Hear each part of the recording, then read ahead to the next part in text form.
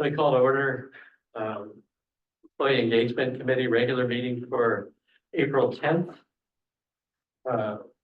Rosie, would you take roll call, please? Jim Ponce, Elizabeth Milanovich here, Carol Pulip, Kelly Strickling here, Joseph, sorry, Director Pimentel. Yep. And Director Gallagher. Yes, thank you. Are there any agenda modifications from staff?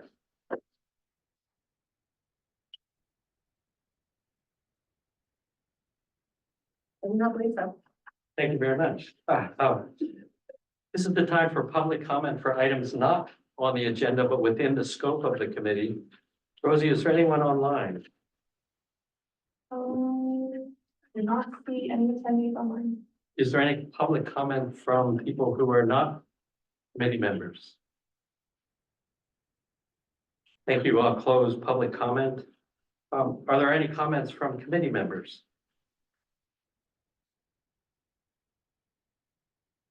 Okay. Hearing none, or were you ready? I'd like to make some opening comments. In the early meetings of this, the first few, which were a year or two ago, they were pretty free form. People jumped in with ideas or suggestions, and in some ways, that's what the last meeting was sort of like, although. So I would ask that we now have a structure and an agenda. Everyone will get a chance to speak. I'd ask that we stick to the structure and not sort of jump in with proposals or suggestions. So thank you all very much. We move then to the consent item. Rosie, would you introduce the consent items? Yes. First item would be for the grant approval of March 3rd, 2026. The second item would be the Pajaro Valley Healthcare District Hospital Operation Employee Engagement Committee Vice Chair. And that is it for the consent calendar. Do members of the committee have any questions or require any clarification of these two items? Is there any public comment on these items? No hands raised online. Can I ask for a motion to pass these two? Motion passed. Kelly Strickling in a second. Elizabeth Milanovich. Yeah. Thank you. I will take roll on this item. Elizabeth Milanovich. Here. Kelly Strickling. Here. June and Carol are not in attendance. Director Pimentel. Yes. And Director Gallagher. Yes. All right. The next item we go to is part of one of the items that's in under the discussion part of the agenda. This is about removals of people who were previously on the committee and appointments of new people. There are really two separate sections to this. Rosie, do I explain through this or is that yours? Yes, no, this would be an item that you could speak on or Margaret could speak on as well. I'm happy to, Margaret. Thank you. So we thank and formally excuse the prior members who were Allison Hauk, Anna Anton, Yvonne Coombs, Leticia Suarez, and June Ponce. The second is to forward a recommendation for new Employee Engagement Committee appointments of Margaret Morgan, Matko Varanges, Phyllis Stark, Valerie Panzich, Kirsten Palmquist, Gregory Gaboni, Roseanne Ferris as committee members, and Trina DeMar or DeMare, how do I accent that? DeMar. Robin Cosby and Louise Pierce as alternate members. Let's see, let me run down here. Are there any board questions for clarification here? For committee members. Is there any public comment on this item? No hands raised online. I'd appreciate a motion to pass this item. Just comment. Thank you for each of you for agreeing to stay on and join this committee, and thank you Robert and others for serving as alternates. I think it's a great commitment to serve on this, and as you'll see in this next item, we can also create a little bit of federal state bureaucratic complications. So I just appreciate you guys choosing to be here. Thank you. Any public comment on this item? No hands I'd entertain a motion to pass item number 3. Cool. Second? Second. Kelly Strickland. Are there committee members any further discussion or questions or revisions to the motion? Rosie, could you take a roll call vote, please? So, again, committee members Carol Kulik and June Ponce are not in attendance. Elizabeth Milanovich. Here. Kelly Strickling. Here. Director Pimentel. Director Gallagher. Yes. Thank you very much. Item number 3 passes.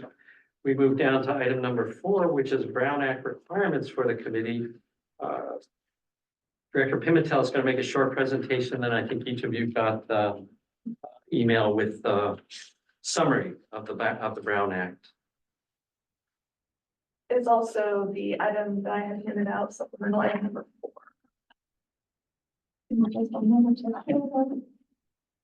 So as a preface, when the Power Valley Healthcare District was formed as a government entity that brought on us new requirements of how the board is constituted and the order in which board meetings are held, and a lot of regulations on how they must be strictly held, and agendas posted and discussions how they can happen in board meetings.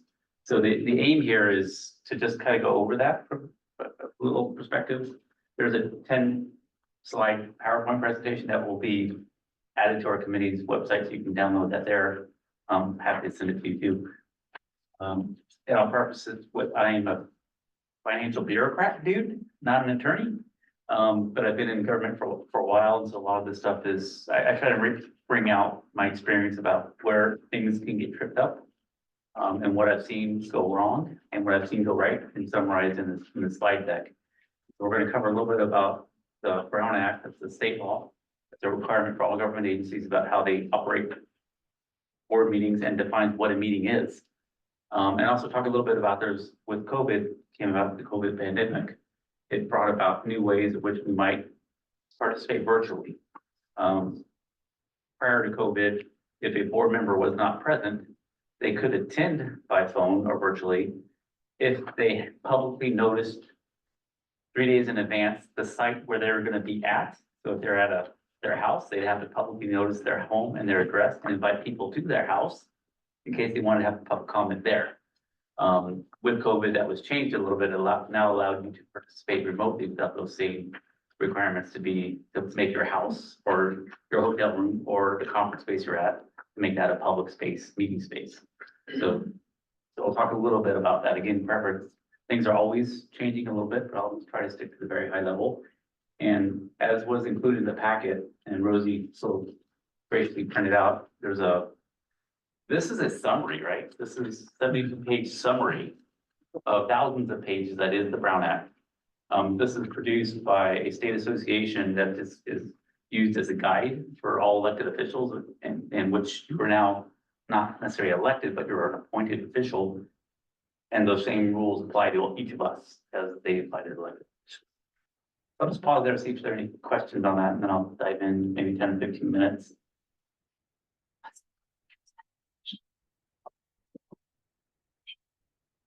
Yes.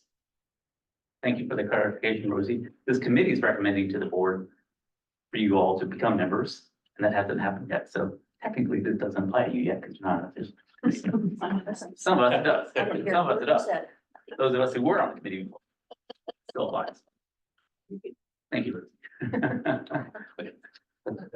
So this maybe it's your last chance to say, do I really want to be on this? All right. Thank you, Rosie. Just like you. So I just want to go over a little bit about this committee, the Brown Act, as an overview, the requirements that are embedded in the Brown Act. These are legal requirements that ultimately are a misdemeanor, can be brought to us as a misdemeanor, and any one of us can be charged as a misdemeanor for violating. And the agency that you represent can be held to fines, including recovery of attorney's fees and state court costs, which are quite high. And needless to say, there are a lot of folks who make money in this space. And so there are always people out there looking for violations of the Brown Act because it's a way for attorneys to make money. That's always unfortunately the case. Next slide, please. So our committee was formed and included with the bylaws of the Power Valley Healthcare District. As we'll discuss today, it's been kind of loosely scoped. It's just essentially an employee engagement committee meant to ensure that the board and employees, that there's a space for communication that, in addition to the board meetings. This committee doesn't carry any weight of authority. At most, this committee makes a recommendation to the board. And in reality, it's a communication forum to hopefully always create a space where we're communicating clearly and we have a clear sense of goals and aspirations and what's happening at the board and direction level. Next slide, please. The Brown Act. So 1953, right here and just up the road in San Francisco, was what created the Brown Act. There was some, prior to the Brown Act, it wasn't just here, but many government agencies were doing things in a way that can be perceived as improper. People making decisions before board meetings, people colluding before board meetings and deciding how they're going to vote. And so public comments and public input and written correspondence was irrelevant. So in 1953, the secret government was outed by the San Francisco Chronicle, and it became the Brown Act. And legislature, as they always do, they act when something's wrong, not proactively. So they identified something to be wrong, and they created the Brown Act. Essentially, it creates a structure that ensures that there's transparency and public active participation and allowing comments to derive public policy. It's meant to allow for public to show up anywhere, say anything they want. And, once you're a committee member, you smile. It could be the most outrageous, offensive things. And as long as they're not physically harming us, they have a right to say that. Now there's a certain level where words become different and we can ask for people to leave, but it's meant to allow open transparency so people can show up and comment on anything that is within the realms of what our district is formed to do. And then they can comment on anything we're planning to do on any particular agenda. In order to allow that to happen, the Brown Act creates a mandate that we must publish our intended discussions of what we want to do 3 days early, 72 hours in advance. So that way it gives the public an idea of what this committee or this board will be talking about, which is really the essence of the Brown Act. And it's the essence of what this does, which creates a conflict. Because at times at meetings, and at times at this committee meeting and other committee meetings and the board meeting, we want to go in different places. We say, oh my God, this is a current issue. We need to discuss this. Somebody in the public brings something up. We want to discuss this, and you can't because it wasn't on the agenda that was published 3 days earlier. So that's a really a barrier to things. And in my experience, it creates a lot of inherent conflict with the public who doesn't understand that. And they feel like they're not, I was there. 50 people showed up. We all gave testimony. The board did nothing, right? That's the friction it can create, but it's intended to do that. So it allows people to understand what's happening and that we're only taking action on what's in the agenda. And anybody, including the district attorney, can bring a Brown Act violation. An individual, but often it might be a district attorney. And it'll levy penalties on the agency and anybody found in violation. And it has been construed as such where, let's say I violate the Brown Act. You guys are present as duly appointed committee members. You can be included in the violation because of how you responded or not to it. So it's generally enforced broadly, not narrowly. So it all comes back to like, it is important, and sometimes it feels bureaucratic, but it is an important element to understand. Next slide, please. So it applies to all legislative bodies, and this is a committee, not appointed officials, as I mentioned, but it applies to us because we're a subset of the government body that is elected. So as a subset of a committee formed by the government board to do government work in the way of providing recommendations, the Brown Act comes down to us. At times, and you might have seen this with this board and many government agencies will do this.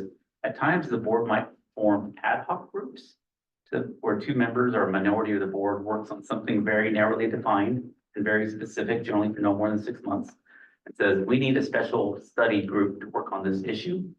That is not Brown Act, because you're not really making policy or you're not making recommendations, you're just studying something to come back to the board.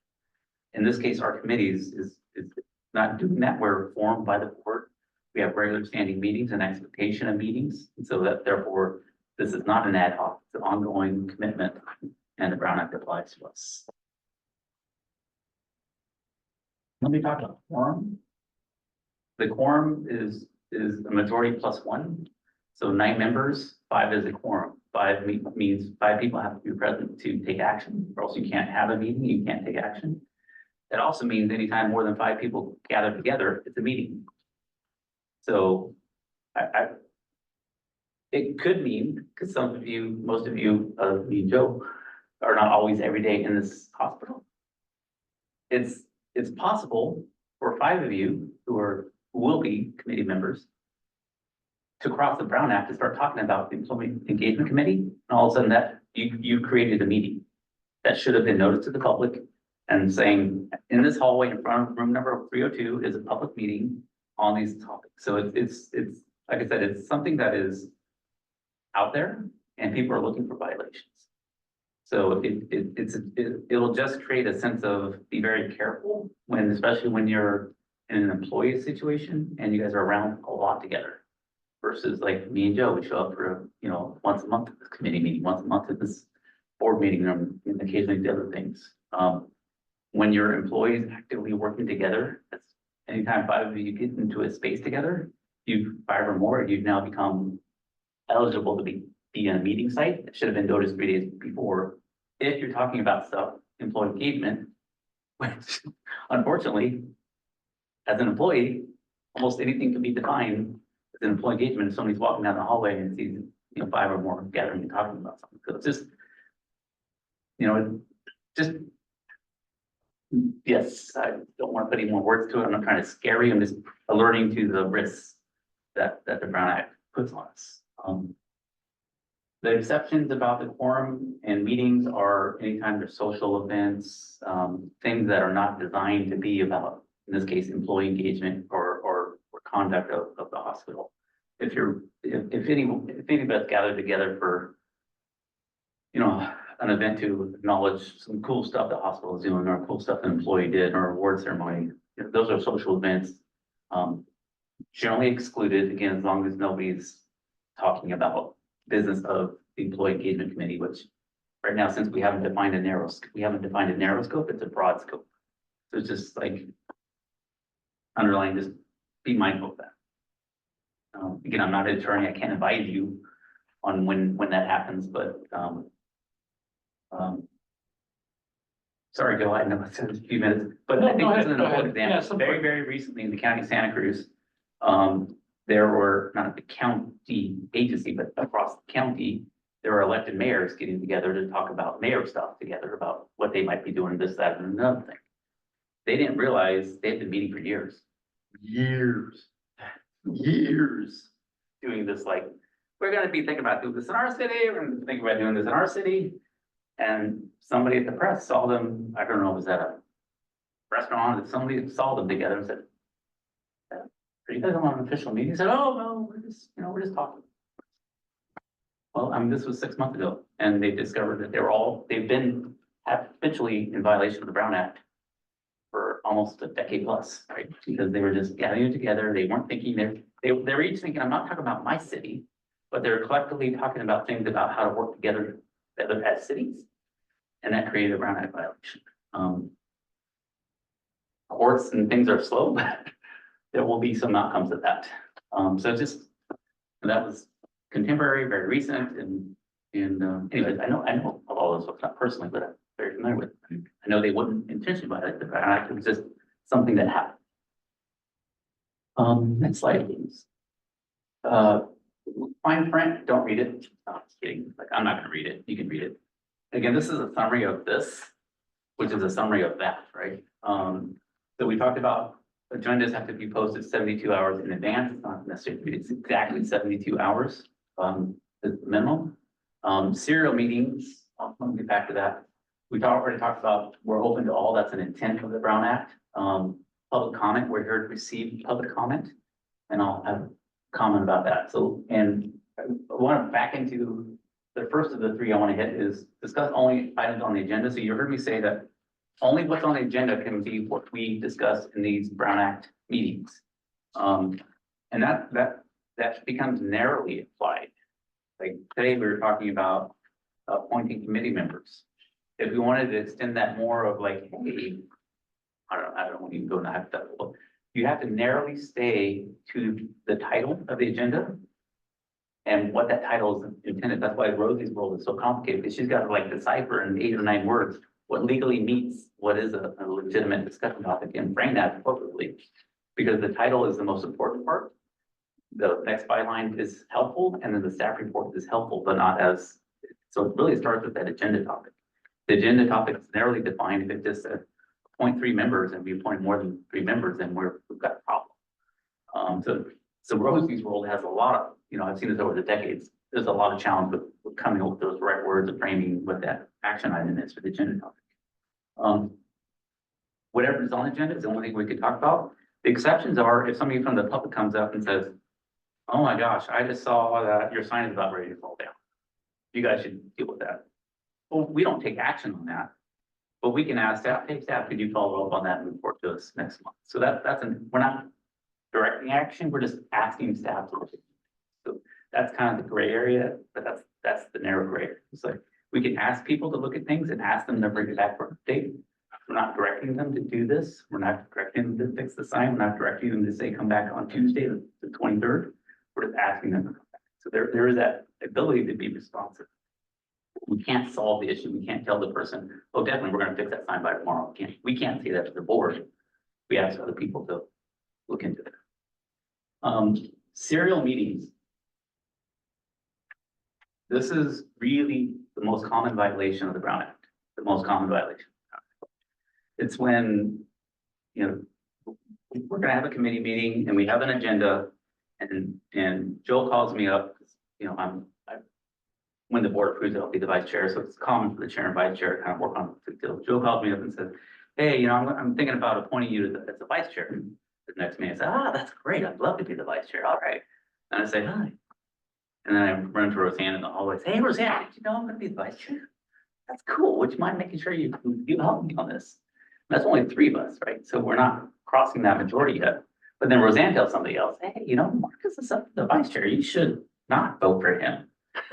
and then Kelly says, hey, you jump in, and all of a sudden now it's become a Brown Act meeting because 5 different people are talking about the same agenda topic because we're all appointed committee members. That is a really dangerous space. It happens all the time. It also happens when, like, staff, like Margaret might or Rosie might say, hey, members, it's common for committee members to get regular updates from staff. And you'll often get emails from staff to say, hey, reminder, we have a meeting. And the best practices are the staff are sending us an email that's blind copy, so we don't see our name individually. So we don't hit reply all, because once we hit reply all, we're now communicating with the whole board about something on the agenda. Now we've created a meeting. And there's just so many ways to create serial conversations. And then staff verbally can do it unintentionally by meeting with us, they might meet with 2 of us, 2 of us, and 2 of us. And staff can give information, but they can't give their opinion. But in the conversation of things, it's common for staff to have something in their head, like I'll do this because my memory is what it is. Somebody will tell me something and I'll forget where it came from. And I'm talking to an elected official and say, yeah, there's this thing coming up about the vice chair and this guy Marcus is running for it. You gotta look into that. All of a sudden I could have created by populating information from one meeting to another meeting. I could have connected those 2, even though those 2 groups weren't talking to each other. I've now connected them, which could be a serial meeting. So it's just, it's an interesting one that's a very easy thing to trip up. So any questions again? I'm not an attorney, can give you legal advice, but I'm talking from experience. I think everything else in the slide deck is boring, but this is the meat and potatoes of it. All right. Oh, Okay. So go through and I think I can just go quickly. This is just examples of what serial meetings are. Now they extend into public communications where people often want to post stuff on LinkedIn or Facebook, and they'll see a post from Kelly and they'll say, hey, Kelly, that's a great idea. We should definitely look into this. Where you now create a serial meeting, even though you're not actively communicating with other people, because I'm sure, Kelly, you have friends that are part of this committee who are all seeing the same comment. Like, it's really, really dangerous now with social media to do this. The city of San Jose was doing this a lot from texting. They were texting people, actively texting people during board meetings, and that got brought up at San Jose Mercury. Next slide. Remote meetings, I think we talked about this. You can read this a little bit more, but there are some very narrow exceptions for you to participate remotely.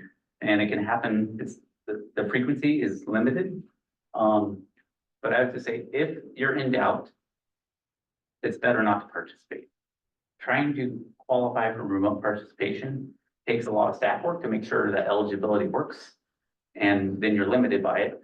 And then often, to be frank, participating virtually is problematic just to be there. So I'd recommend, err on the side of, unless it's really important, it's okay to skip the meeting now and then. I'm not saying you should.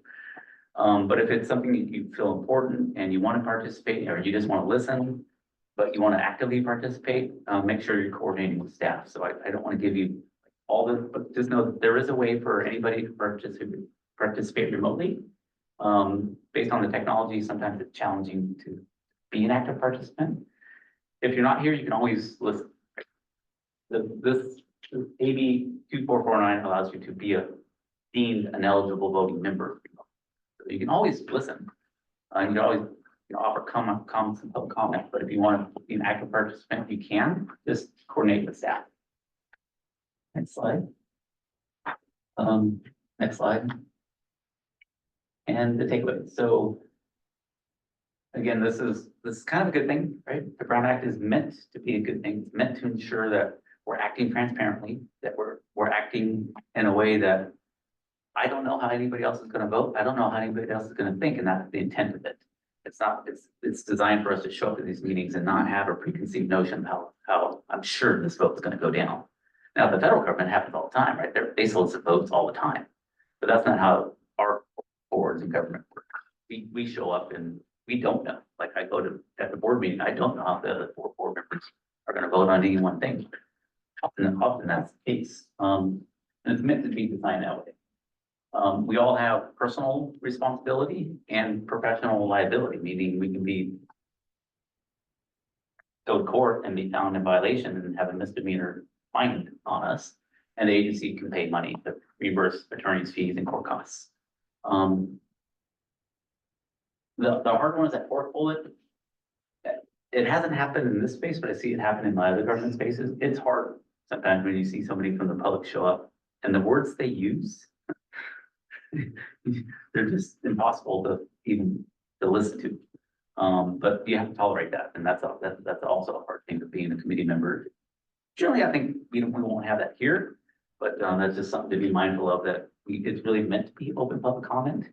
It's a free speech kind of element, so people can come, they can say almost whatever they want in an offensive tone, as long as they don't cross the barrier that was a threatening attack that we then try to get them removed, and that's not often gone well. And what often public agencies do, the smart ones, instead of removing the person, the chair will just in the meeting right there, they were ending the meeting and then they leave the room. That's the most effective way to dispel from somebody who's really upset, you move it over. And then that allows people who don't want to be in the meeting in that space leave, allows board members to leave. And then generally you have some public safety or element there who will show up, and now it's just public safety, 1 or 2 people. So I've seen people try to be physically removed. It's just a bad option. And serial meetings, just be very, very careful. That's super easy. That one conversation has another, that has another, and all of a sudden there's a quorum of people talking about things that they didn't know the quorum was talking about. Question? I have one additional comment. Having read this summary, a couple places it refers to substantial compliance. And I think that's a sort of key idea. You have to do your best to be in compliance, you know. That's my other comments. Marcus, thank you very much. On to agenda item number 5. This is about the scope and work plan for the Employee Engagement Committee. I wrote an initial one, and when I took a look at the second one, which I believe is in your packet, my understanding of the committee and the requirements changed, and so this is my best attempt to write a very rough draft of a scope and work plan for the pertinent items. And I or Margaret would be very happy to receive your input. I'm sorry, where's This is item number 5, no, but the scope and work plan. Oh, It's in the packet. it's in the whole No, packet. I would have page. included item. we don't have it. Yeah, it was in the packet that was posted and distributed electronically. If I have a copy, I can. Do you have supplemental copies, or could I can print some copies out. If you want to speak to that. Have my HR staff. Yeah, I can do it real quick. Yeah, go ahead, Director Gallagher. You want Can I have, I don't have a copy with me. Do you have a printed copy? No, that's something different. Let me sort of give you the idea of the sections. Under scope, that there were 3 areas of focus. Having frontline staff bring unresolved problems to the committee is the short summary. Number 2 is tracking these problems, assigning them to administrator or middle level manager for resolution. And number 3 is listening to employees about issues important to them, building relationship across all levels of the organization and improving morale. The work plan had to do with frequency of meetings, the composition of the committee's administrative contact. Currently, that's Margaret Morgan, the ongoing work to be brought to the committee, and then a comment to the Brown Act.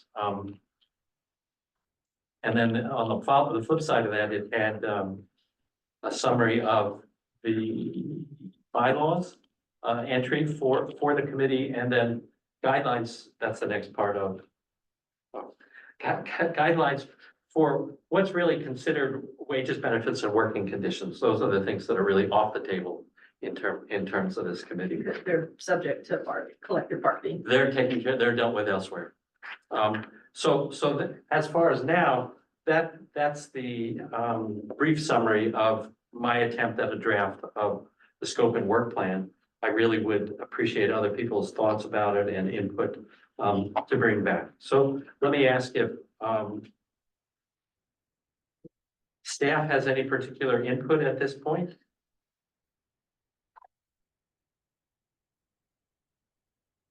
That's fast. Like, you probably haven't had a time to. No. Yeah. Look at this. This is an item that so none of us have. It's an item that the intent was to carry over, so can I make this as submit and file or present and file and carry it forward? I believe this is a receiving. Yes. Anyway, discussion. Good enough. Let me introduce it and ask for your input before the next meeting.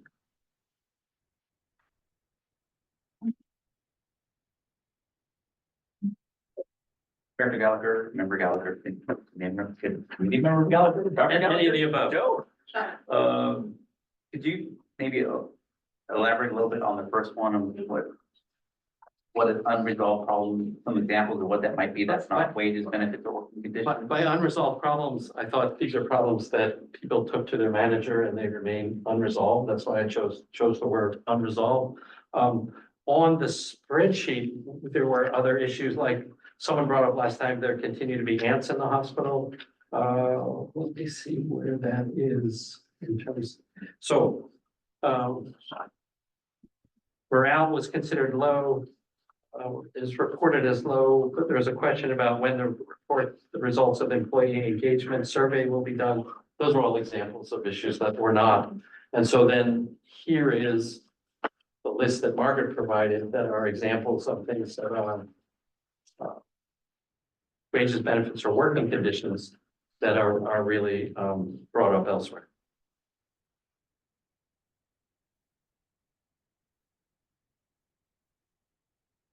I'm listening to this from risk management lens only, not only. I'm my thought is related to a risk management plan, it's not other comments. I think the intent is there, and I'm with you on the intent, the execution of the intent is risky, I think from a risk management liability lawsuit perspective. There's another element of government law that if we're aware of a problem and we don't address it, or we don't have a documented plan to address it, it exposes the whole agency to liability. So to the extent that we are perhaps unintentionally creating a documented thing with our minutes and video and participation that X, Y, and Z may be a problem, I'd say we should just be thoughtful about that and have some.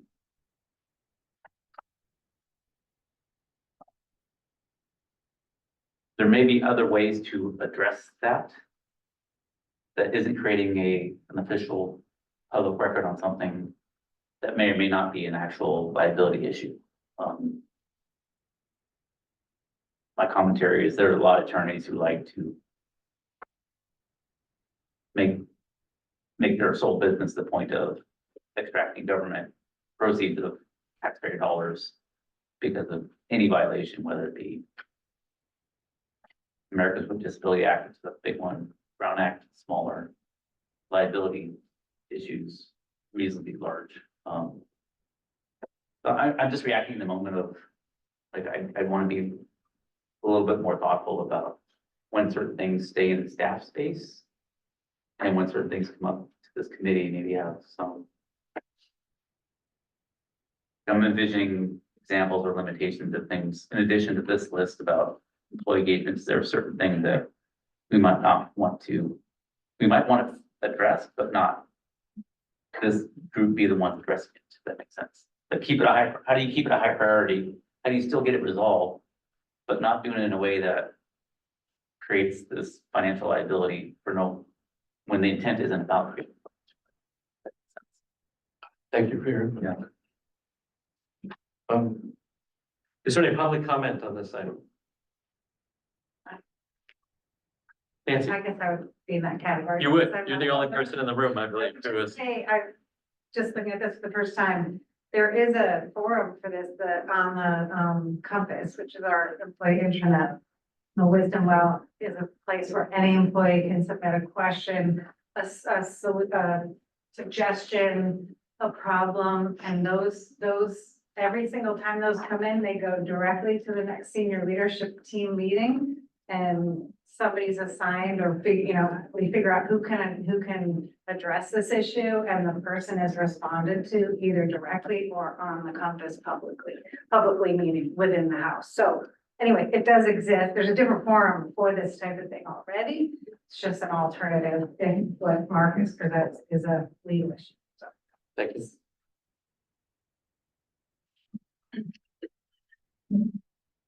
you. That's a great thought. Let me add for example, like measure and pass. Things enlarge a lot of people in this room. Which means we get the opportunity to do a lot of physical improvements throughout this hospital. There's a different way of using this, a way of maybe saying part of this committee scope could be just staying engaged on what those plans are, what those timelines are, and what the implications are. And so there's a way of getting feedback on something you're doing new, that isn't focused on something that's the roof that's leaking today, issues, but I'm thinking out loud about, and I would like to see our scope. When we had the first iteration of this committee meeting, we were involved with creating the employee survey. And getting feedback getting feedback on what was in the annual score survey. And then getting the results of that survey. And I'd like to see that type of information I would think that would be an important role of this committee is getting the results of those surveys and identifying where we have work to do. That's something that's in addition.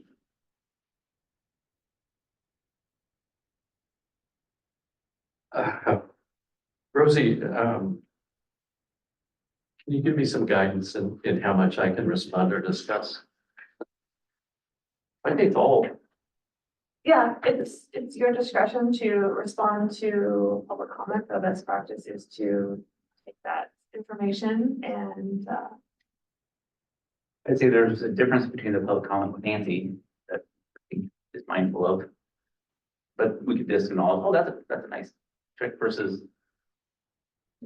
Joe, you have a fellow committee member who's maybe losing his mind in your mind and you No, can, you can go no, on for 20 minutes about how great my ideas are. So I'm saying like, as committee members, we can discuss this as active committee members. we can. Yeah, or Okay. committee members. Nancy, We can't thank necessarily thank you for your have a dialogue with anybody who's not yet a committee member. So the fundamental years-long discussion about what's useful and meaningful and possible for this committee is really what's on the table. Yeah. And I think if we can't talk about problems, we might as well go to lunch. I understand your position, but I think the intent is to show how assign and track them to resolution, and so that it doesn't go into detail about the plan. But I think part of the usefulness of this is to be a safety valve if an employee has repeatedly or even once with emphasis taking a problem they feel as important to their supervisor and they don't get anywhere with it. I think that's part of our usefulness. And so that was my intent in this draft. As I say, it's a draft. So I whatever further iterations of the scope and work plan, I'll take this into consideration, or however staff, whether this is me generating or staff. But my 2 cents about it is that voicing problems here is in some ways the cornerstone, keystone, foundational usefulness of the committee. I guess that's my input. Can I talk? public comments. I'm a public. Well, I think as staff, you get Okay. to advise. Okay. And I would just reiterate, if it's something subject to collective bargaining conditions and that we can't really be moving it along. Understood. Okay. Let me see if I did or did not include that. I'll look at it later. I can't do both those things at once. Well, thank you everyone for your input on item number 5. Let's go to number If 6. you don't mind, before we close out, here, I mean, we do have some eligible committee members who are here today. I was wondering what other thoughts. Now, I do want to say, I agree with you. Like, I'm not saying no to problem. I'm saying, like this list does, there might be something we think about, of examples of things we want to be careful about how it's presented here. But I agree with you, the spirit of being able to identify things and make sure we're taking action on it. I'm in agreement. So if we have a like public comment that comes here and we say, we smile and we say, yes, thank you for your comment.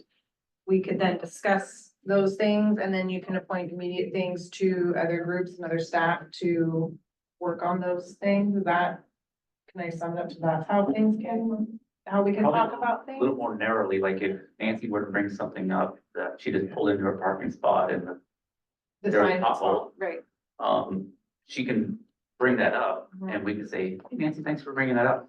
Margaret, can you look into that? That's, we did, like, we Right, okay. acknowledged it Okay. and we deflect, or we can say, Nancy, was that in our parking lot or is that parking lot? Something like, ask clarification, but we can't actually Discuss that. we can't say, we agree, we passed a motion to make this our top priority, like, we can't act on it, but we can ask staff to investigate it and come back to us and see, is that our pothole? Mhm. And When we did it could, happen? and we could decide to put it on the agenda for next For the time. next time. And then So you can. 3 days ahead of time, we Yeah, could say, yeah. we're gonna discuss this thing that has to do not about wages and that list Yeah. of things, but things that have to do with our hospital Absolutely. and engaging us and things that have come up. Yep. And then we can all talk about them here. Yeah. Okay. In addition to having public people come in and talk about those things as well.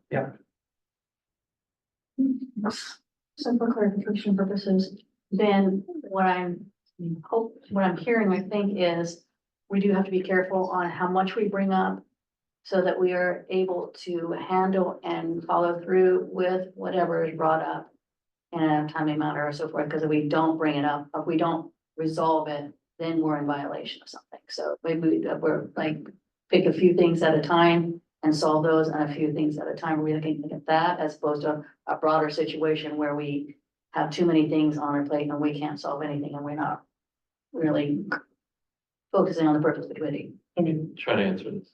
Okay. It's not that we'd be in violation. Okay. There's potentially a risk issue. Yeah. If this list is thou shalt not. Yeah. What I'm suggesting, there's some other things we should be at least mindful of what we put in public record. In the minutes about, we discussed the roof is about to fall in. And we're not gonna do anything about it, but I'm not saying we would do that, right? I'm just going to an extreme, like there are just certain things we might also want to be extra mindful of. If the roof's about to fall in, hopefully it doesn't take a meeting for somebody to bring that up. But it's resolved at a staff level, and maybe it's just a report out is, hey, by the way, guys, last month, the roof was in danger. We've got a contractor working up there. So if you see this going on, it's a report out to this committee about what improvements are being made. Like that's okay. And Kelly, if it's okay to identify the issues, it's not okay to just say, we've identified them and move on.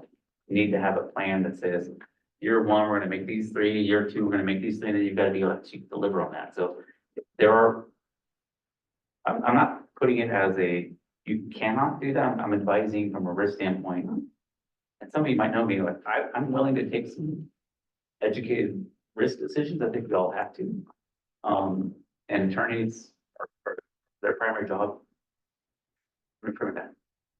In this guy's opinion, attorney's primary job is to say no. I don't have that same mindset. I think there are things we have to get done. So I'm just identifying. If we just make it a blanket, like, bring every problem to this committee, next meeting, that could create some unintended consequences that none of us really wanted. We just wanted to see things fixed. Let me sort of clarify some additional background. In the intervening year, there was an attempt to look for another venue that was an internal meeting, that was not a board committee, standing committee, that was not subject to the Brown Act. That is really not available. In addition to the online, Steve is now having Coffee with Steve meetings. The next one is about a month, and those are other opportunities to bring issues forward. Thanks. Any other discussion? Item number 6.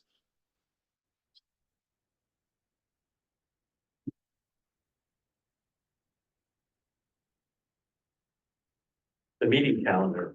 It is part of the Brown Act or associated rules, but standing committees are supposed to have a meeting calendar produced and also so that it's publicized.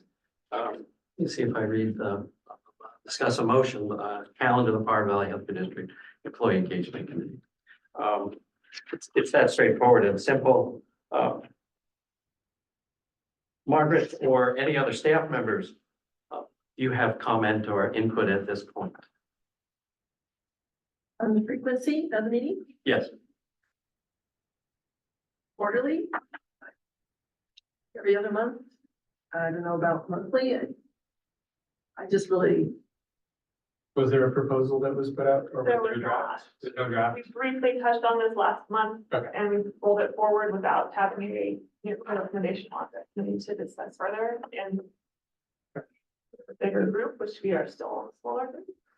There were probably half a dozen replies, and of those 4 were for every other month.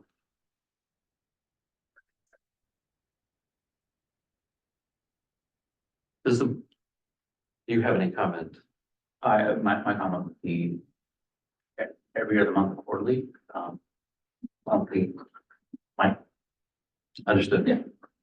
Is there any public comment? Rosie, is there anyone online? No answers online. How about our future prospective members? What are your thoughts, public? I guess you technically are still Yes. public. I think every other month or quarterly for the most part would be good. It leaves enough time to think about things and do things and all that. And if there's something going on that needs a monthly meeting, there could be more, but otherwise I think every 2 or 3 is probably most efficient and leaves time for thinking and all of that. I think, yeah, every other month, I think would give us time to, in advance, pick our topics to talk about and make it a little bit more meaningful and not accidentally talk about things we're not supposed to talk about. Not for the budget. Yes. I agree, like every other month, I wouldn't like it to be quarterly, because then if it gets canceled, then we're moving forward, and I just like the idea that we are actually continuing to meet, as opposed to now all of a sudden it's 6 months and we haven't accomplished anything, so. Any other comment? So Rosie, would the process now be to schedule one for June, which would be 2 months from now? And at that meeting with the fully approved committee approve, assuming August, October, December dates for the rest of the year? We could do that, or the existing committee could do that now. Yeah. Either one. But for the existing committee- I would prefer to bring it back, make sure prospective committee members have the opportunity to weigh in on our Wednesdays at 2, the right spacing like this. Because we want to commit to a schedule that's published, so other employees might be able to participate. And maybe the preference is 6 p.m. I don't know, but I prefer that we allow everybody to check their calendars, think of, meeting every other month, starting in June. And if there's a day of the week or a couple of hours, early morning at 6 a.m., I'll do it, I'll be here. Like, what might fit, and then, I'll work on that. Thank you all. The next item. Sorry, Director Gallagher, do we want to pass a motion for every other month, or just carry this item forward to the next meeting? I'd be glad to entertain a motion. I'll move that this committee, sets a meeting schedule every other month beginning, in June. And that at the next committee meeting, we define the day and times at which we set our frequency for the rest of this calendar. Is there a second? Second. Second.